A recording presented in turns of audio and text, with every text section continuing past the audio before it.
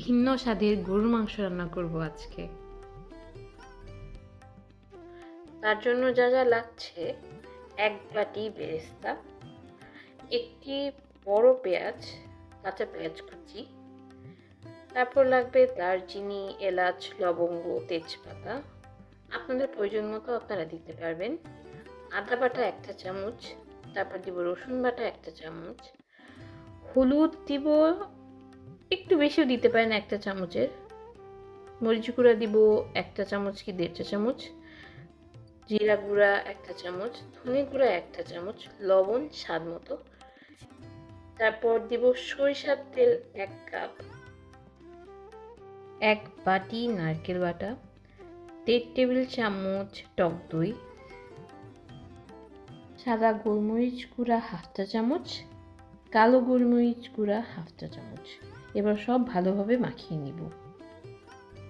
গরুর মাংস যেভাবে রান্না করা হয় ওভাবেই সব কিছু করব। একদম শেষের দিকে এমন কিছু দিব যা এই রান্নার স্বাদই বদলে দিবে।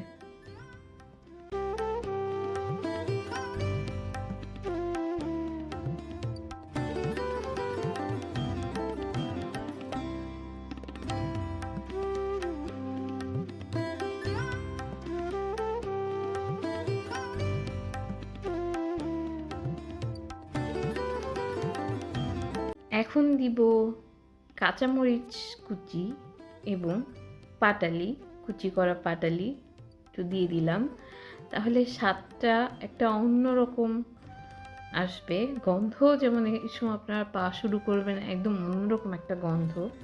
আর একটা প্যানে আমরা কাঁচা পেঁয়াজ কুচি দিব, একটু নাড়িয়ে এর ভেতরে দিয়ে দিব রসুন কুচি, আদা কুচি আর 2টা এলাচ দিয়ে ভালোভাবে নাড়িয়ে এর ভিতর দিয়ে দেবো শুকনো মরিচ। শুকনো মরিচ দেওয়ার পরে সেটা ভালোভাবে নাড়িয়ে একদম সুন্দর লাল লাল করে নিব, নিয়ে এটাকে দিয়ে দিব গরুর মাংসের ভিতরে। গরুর মাংসের রংটা দেখেছেন? দেখতে খেতে মন চায় এমন। এখন দিব 1/2 চামচ গরম মশলা গুঁড়া, 1/2 চামচ ঘি।